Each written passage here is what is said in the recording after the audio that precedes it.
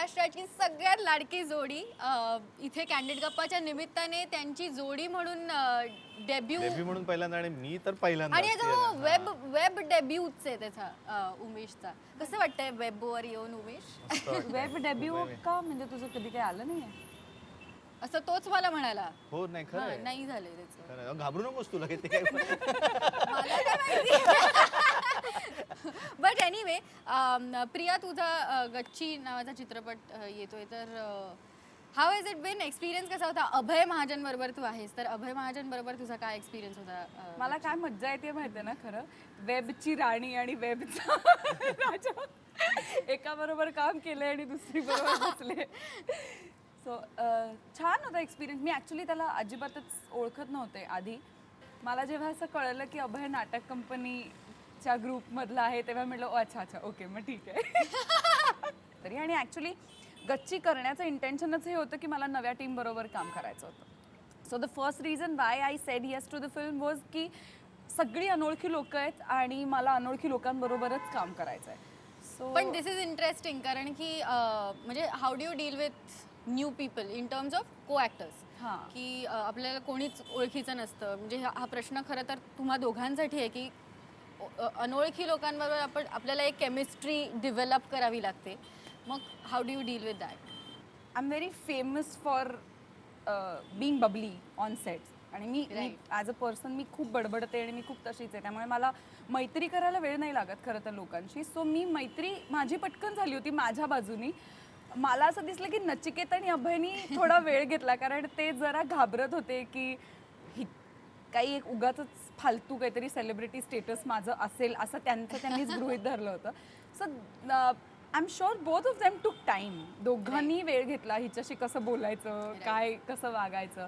तुम्ही टाइम प्लीजमध्ये एकत्र काम केलं होतं आणि अजिबात अनोळखी लोक नव्हतात एकमेकांसाठी. तर हाऊ वॉज दॅट?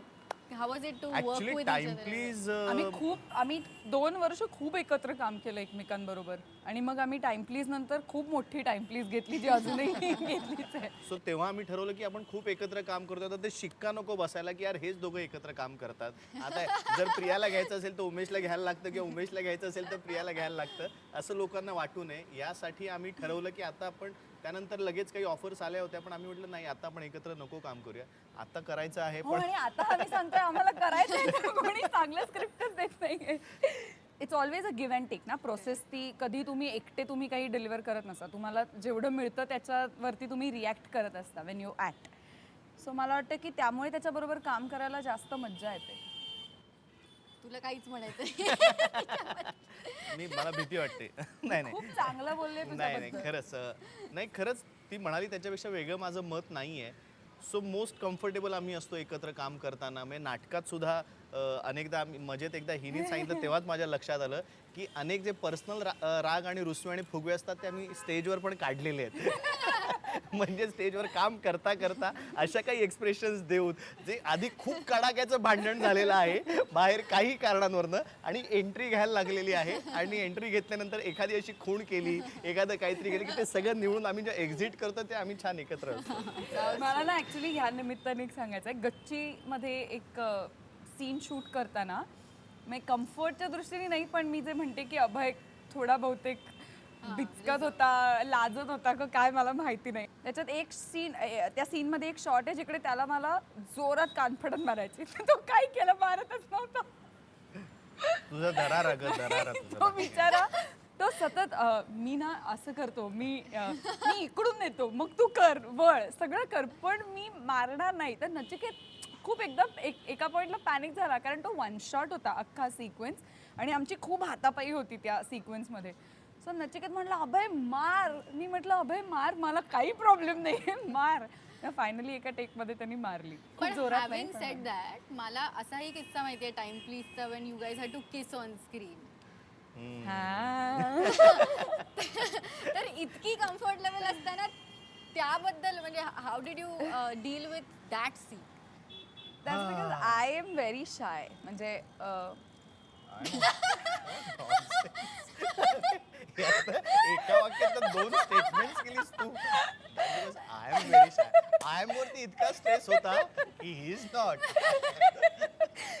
पण एक सेकंड जोकिंग. म्हणजे माझा मुद्दा असा आहे की त्यावेळेला मला जर कोणी असं कोणता इंटिमेट सीन करायला सांगितलं असता, इवन विथ उमेश, मला लाज वाटायची, मी ऑकवर्ड व्हायचे, मला रोमॅन्टिक सीन म्हटलं की जरा मला तेव्हा प्रेशर यायचं. आता मी इतकी बेशरम झाले, आता मला काही लाजबीज वाटत नाही. माझ्यासाठी मी बघता, आता मी परत टाइम प्लीज कधी बघितला नाहीये सिनेमा, पण मला हो, मला तो अजूनही वाटतो की सगळ्यात वर्स्ट किसिंग सीन असेल तो ऑन स्क्रीन. इतका ऑकवर्ड कधीच कोणी बरं नवरा बायको आम्ही करतो, आमचं लग्नही झालं होतं म्हणजे. आणि मला आठवतंय अजूनही की ते झालं, आम्ही त्या ह्याच्यावरती आणि तो आय थिंक हॅलिकॅम का काय म्हणतात त्याला, ड्रोन, त्या कॅमेरावरती त्यांनी तो बसून तिकडनं खालनं ते ऑपरेट करत होते. तर मी प्रिया समोर असा होतो आणि प्रिया रेडी का रेडी, त्यांनी खालनं काहीतरी मोठ्यांदा ॲक्शन बिक्शनवर तो आला कॅमेरा आला तो असा फिरून मागणं येत होता, ते आम्ही जे काही केलं होतं ते मला अजूनही म्हणजे ते इतकं खऱ्या आयुष्यात बेटर करतो आम्ही. त्यामुळे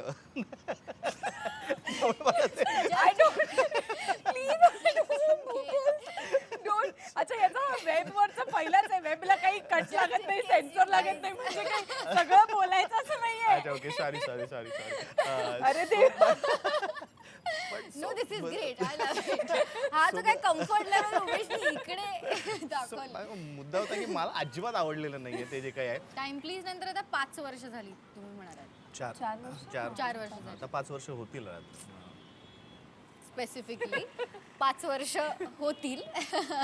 पण प्रोफेशनली तुम्ही बरंच दोघंही काय बरंच काही वेगळं करताय, वेगळ्या फिल्म्स करताय. प्रिया, तू करतेस, तू अजूनही आता नाटक करतोयस.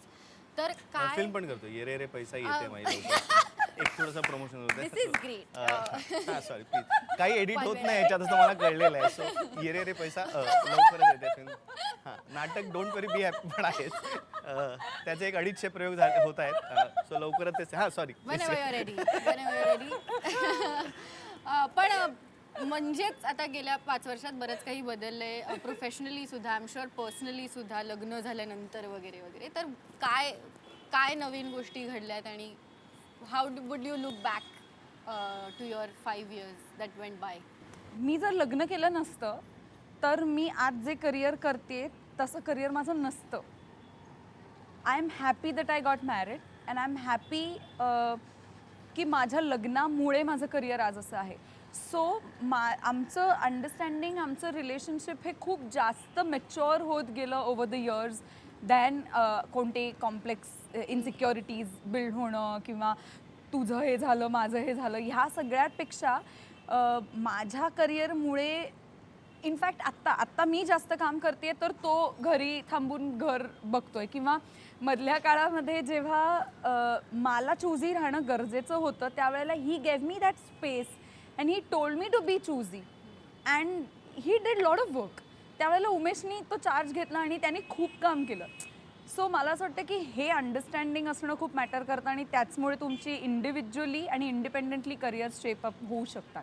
Correct, which is very interesting. In fact मला तुम्हाला हा पण खूप क्लिशे प्रश्न आहे पण अर्थातच विचारायचा होता, कारण फिल्म इंडस्ट्री एस्पेशली मध्ये हा एक स्टिग्मा असतो ना की लग्न केलं की एकदा, म्हणजे especially it's sad to say this and I don't like to say it, पण according to the usual societal norms की बाईनी एकदा लग्न केलं की मग झालं, राईट?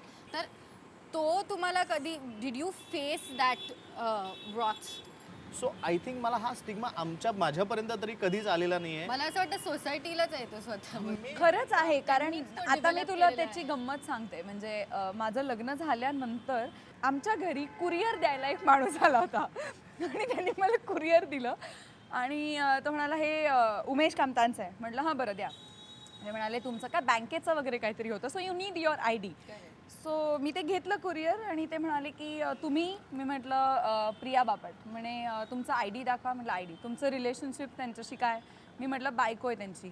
मग तुम्हाला काय नवऱ्याचं नाव लावायला लाज वाटते का? आजकाल माहेरचं नाव लावण्याची फॅशन आहे वाटतं. मी ब्लँक झाले होते माझ्याच घराच्या दारात जिथे एक कुरिअरवाला माणूस मला हे सांगत होता की मी माझ्या नवऱ्याचं नाव लावलं पाहिजे आणि माझ्या आईवडिलांचं नाव नाही लावता कामा.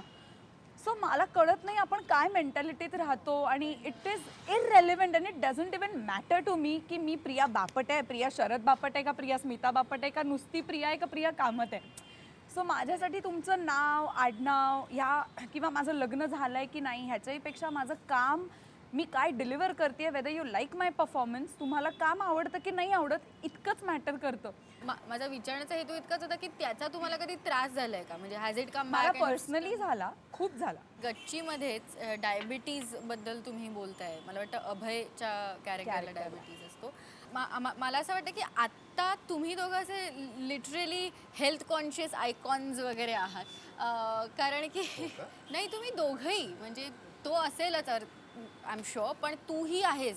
म्हणजे मी जे काही तुम्हा दोघांना फॉलो करते मला माहिती आहे की तुमचं असं सॉलिड रेजिम वगैरे आहे, रुटीन जे तुम्ही फॉलो करता. आणि खूपच म्हणजे वजनदारच्या निमित्ताने आम्हाला कळलंच होतं तुझ्याबद्दल.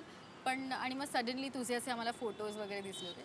पण तुम्ही खूप रेग्युलरली आणि नियमितपणे जाता, तर त्याबद्दल म्हणजे हे सडनली झालंय का की हे कसं सुरू झालं? हे नाही, ग्रॅज्युअलीच झालं ऑफकोर्स.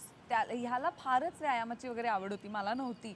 मला चालायला जाणं वगैरे इतपतच बेसिक आवड होती. मला त्याच्यामुळे व्यायाम मी करायला लागले. मला असं वाटतं की एक्सरसाइज किंवा व्यायाम म्हणजे बॉडी बिल्डिंग नाही. ट्रू. इट्स युअर फिटनेस आणि तुम्हाला छान वाटलं पाहिजे.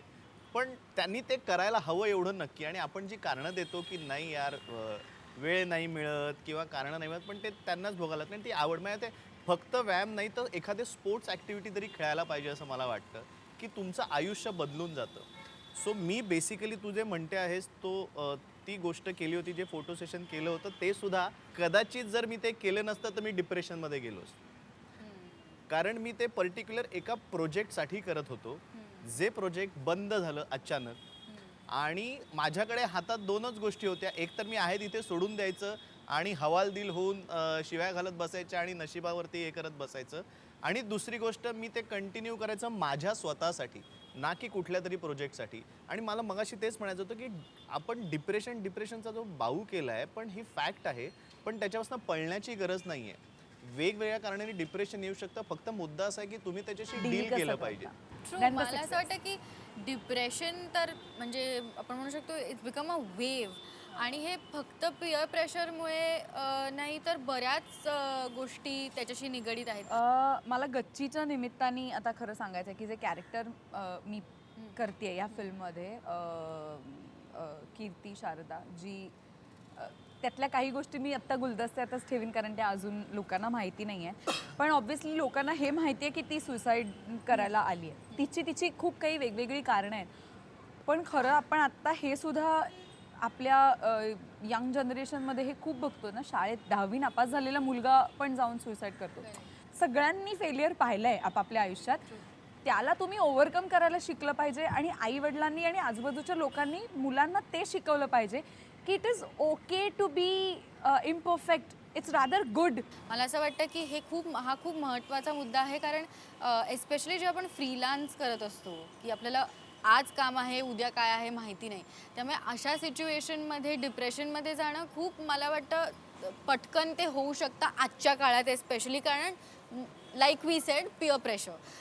तर इन दॅट केस त्याबद्दल बोलणं किती महत्त्वाचं आहे as actors, as artist, as influencers. त्याबद्दल बोलणं किती महत्त्वाचं आहे की or do you not talk, would you choose to not talk about it at all, कारण it might affect your image. So मला असं वाटतं की माझी कुठलीही कृती जर तुम्हाला माणूस म्हणून बदलवणार असेल आणि माझ्या कुठल्याही अनुभव शेअर केल्याने, मग तो चांगला असेल किंवा वाईट असेल, म्हणजे मी माझा वाईट अनुभव सांगितल्याने त्यातून तुम्ही काही शिकणार असाल, तर मला माझ्या इमेजची काळजी नाही करावीशी वाटत. कारण उलट मला असं वाटतं की ते माझं सगळ्यात जास्त खरं रूप असतं जे मी तुम्हाला समोर दाखवत असते.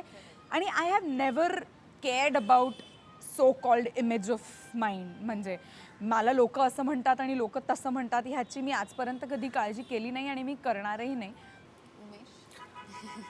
100% मी ह्याच्याशी सहमत आहे. पण परत तेच आहे, मी एक्सप्रेस करायला नाही आवडत फार कुठली गोष्ट. एक वेळ पॉझिटिव्ह गोष्ट एक्सप्रेस करायला आवडेल, पण नेगेटिव्ह गोष्ट एक्सप्रेस करायला म्हणजे फॉर दॅट मॅटर प्रियाचं पर्सनल आयुष्यात हे माझं म्हणणं असतं तुला काही असेल तर तू बोल कारण माझ्याशी बोलत का नाहीस आणि ती अदरवाईज सुद्धा तिला जे काही बारीक बारीक असेल तर ती तिला माझ्याशी शेअर करायला आवडतं तर सोशल मीडिया हा तर फार पुढची माझ्यासाठी गोष्ट आहे. सोशल मीडियाबद्दल बोलताना मला खरं तर एक गोष्ट तुमच्या दोघांबद्दल खूप स्पेसिफिकली मी ऑब्झर्व केली, 2 ॲक्च्युली. त्यातली पहिली ही की तुम्हाला कधीच ट्रोल केलेलं नाही आहे आणि गेली अनेक वर्ष तुम्ही या इंडस्ट्रीमध्ये आहात. अर्थातच सोशल मीडियानी आघाडी अलीकडे घेतली आहे गेल्या काही वर्षात. तुम्ही त्याच्यावर तुमचा प्रेझेन्ससुद्धा अलीकडे तुमचा सुरू झाला आहे. पण खूप सडनली ते महत्त्वाचं झालं आहे कारण की इतके ट्रोल्स प्रत्येकाचेच होत आहेत म्हणजे आणि काही तुम्ही बोला किंवा नका बोलू त्यामुळेही तो हा it's very difficult to keep afloat from all of that. कसं जमवलंय तुम्ही? This is something I want to learn. हा म्हणजे मला मी अशिक्षितच आहे ह्या बाबतीत सोशल मीडिया त्यामुळे ट्रोलिंग हा शब्दही मला आत्ताच कळलाय. So त्यामुळे ते होण्याचा प्रश्न येतो.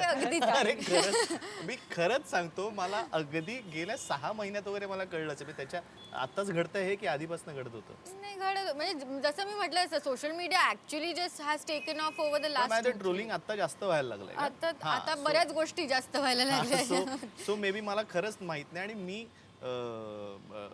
एकदा मी जाऊ दे आता त्याच्यात पडायला नको. ट्रोलिंग माझा पोपटच झाला होता. मी कोणीतरी खूप चर्चा करत होतं ट्रोलिंग आणि मला कळतच नव्हतं हे कशाबद्दल बोलताय ट्रोलिंग म्हणजे याचं काय चाललंय. पण झाले त्याला एक माझ्या ते 6 महिन्यापूर्वीच हे कळलं असेल. पण आय थिंक जरी आता माझ्यावरती ट्रोलिंग होत असेल तरी मला कळणार नाही मला माहिती नाही. पण मला इग्नोर करायलाच आवडतं जास्त म्हणजे मला फरकच पडत नाही. बरं आणि ज्यांना तुम्हाला फॉलो करायचे ते करणारच आहेत. आणि मी ह्याच्यावर नाही गंमत सांगते. आता इंस्टाग्रामवरती काहीतरी फोटो होता ज्याच्यावरती एका माणसाने काहीतरी अत्यंत हिडीस कॉमेंट केली होती. हिडीस म्हणजे काही त्याला अर्थच नाही. तुझा होता की माझ्या अकाउंटला माझ्याच फोटोला एक खाली कमेंट आली होती आणि मला राहवलं नाही. मी म्हटलं ह्या माणसाला मी आता बोललंच पाहिजे म्हणजे हे नाही मी सहन करू शकत. आणि मी त्याला खाली अत्यंत तडक फडक भाषेत उत्तर लिहिलं आणि मी त्याला सांगितलं की तुम्ही नका मला फॉलो करू कारण मी नाही तुम्हाला सांगायला आले ना की मला फॉलो करा म्हणून. तुम्ही तुमच्या इच्छेने करताय तर तुम्ही अनफॉलोही करू शकता. सो प्लीज मला अनफॉलो करा. त्याच्यावरती तो मुलगा असं म्हणाला येस मला तुमचा रिप्लाय हवा होता म्हणून मी केलं. आपण इतक्या वेगवेगळ्या मुद्द्यांबद्दल बोललोय पण मी एक तुम्हाला विचारायला विसरले ते म्हणजे तुम्ही दोघंही खूप इंटरेस्टिंग कॉन्टेंट चूज करता जेव्हा तुम्ही नाटक करत असाल किंवा टेलिव्हिजन करत असाल किंवा फिल्म्स करत असाल फॉर दॅट मॅटर. आता गच्चीच एक उदाहरण आहे. तर तुम्ही काय बघता कॉन्टेंट वाईज की तुम्ही काही स्पेसिफिक कॉन्टेंट बघता का किंवा ह्यापुढे जर तुम्ही काही चूज कराल तर are you looking forward to doing some different kind of content and then what would it be? You say it first because I want to end it with Gacchi. So I'll start with Yere Yere Paisa. Okay, right. Edit कर, right? You start. Okay. मी त्याच्यात बघतो प्रयत्न हाच करतो की आत्ताच्या प्रॉब्लेमशी किंवा आत्ताच्या सिच्युएशनशी रिलेट होणारी एक गोष्ट आहे की नाही. दुसरी गोष्ट मला आवडतं त्याच्यात ह्युमर असलेलं कुठल्याही प्रकारचा ह्युमर असो बारीक ह्युमर असलेला हवा. आपण मगाशी बोलत होतो तेव्हा तू असं म्हणालीस की दामिनी ते पिंक आपले the problem is steel the same. मुद्दे तेच आहेत. कधी कधी मला असं वाटतं की मुद्दे फारसे बदलणारच नाहीत कारण आपला देश आजूबाजूचा एन्व्हायरमेंट आणि त्याची इंटेन्सिटी कमी जास्त होईल. काय बदलू शकतं म्हणजे लव्ह स्टोरी हा प्रकार तोच राहील पण कदाचित त्याची मांडणी त्याची पद्धत गोष्ट सांगायची पद्धत आणि त्याचं स्वरूप बदलू शकतं. आपण प्रत्येक वेळेला काहीतरी वेगळं करायचा वेगळं शोधायचा प्रयत्न करतो जे गच्चीच्या बाबतीत झालं. So when I talk about गच्चीचं हेच एक वैशिष्ट्य होतं ज्याच्यासाठी मी ही फिल्म करायचं ठरवलं. सेटअप वेगळा होता. मी अशा पद्धतीची गोष्ट अशा पद्धतीचं गोष्टीचं नरेशन कधी मी केलेलं नव्हतं. असं जगात झालं नाही आहे का तर असं माझं म्हणणं नाही आहे. मी ते केलेलं नाही आहे की जी गोष्ट एका लोकेशनवर घडते एका दिवसाची गोष्ट आहे. 2 माणसं एका स्थळी आहेत आणि त्यांच्यात काहीतरी कम्युनिकेशन घडतं आहे आणि त्यांच्यातनं त्या एका घटनेतनं दुसरी घटना दुसऱ्या घटनेतनं तिसरी घटना आणि मग ते आपापल्या आयुष्यांमध्ये त्यातनं काय घेऊन जातात. सो माझ्यासाठी ह्या सगळ्या गोष्टी खूप युनिक होत्या आणि ज्या पद्धतीने त्या सिनेमाची मांडणी केली होती, ज्या पद्धतीने नचिकेतला तो सिनेमा शूट करायचा होता, हे माझ्यासाठी वेगळं होतं. So problem may not change, पण आपण तो कशा पद्धतीने हाताळतोय हे नक्कीच बदलू शकतं आणि ते बदलणं जास्त गरजेचं आहे. हे झालं सगळं आयडियल, मीच शेवट करणार. हे झालं सगळं आयडियल सिच्युएशन मध्ये. जेव्हा तुमच्याकडे वर्षभर काम नसतं तेव्हा तुमच्याकडे ज्या 2-3 स्क्रिप्ट येतात त्याच्यातली तुम्ही एक बरी निवडता आणि पुढे जाता. हा झाला स्ट्रगलचा भाग. That's a struggle. पण गच्चीबद्दल बोलतच आहोत आपण, तर सांगच त्यांना की आता कधी येते गच्ची. हो येस, आमचा सिनेमा रिलीज होतोय 22 डिसेंबरला, गच्ची. प्लीज थिएटरला जाऊन, चित्रपटगृहात जाऊन हा सिनेमा पहा. कारण जसं आम्ही आत्ता इतकं डिस्कस करतोय, तर सिनेमा हा चित्रपटगृहात जाऊन बघण्यासाठी असतो, टी व्हीवर बघण्यासाठी नसतो. त्यामुळे प्लीज थिएटरला जाऊन फिल्म पहा. गच्ची 22 डिसेंबर. आणि अर्थातच भाडीपा लाईक, शेअर आणि सबस्क्राईब करा. करू मी. येस, भाडीपा. लगेच. मला खूप भरून आलंय. माझा आज पहिला माझा Web debut. Performance debut digital ते भाडीपाचे मी खूप मनापासून आभारी आहे. मला हे येतंय करता. आणि प्लीज भाडीपावरती मला बघा आणि प्लीज भाडीपाला लाईक करा आणि खूप शेअर करा, शेअर करा आणि सबस्क्राईब करा. Please please भाडीपा. थँक्यू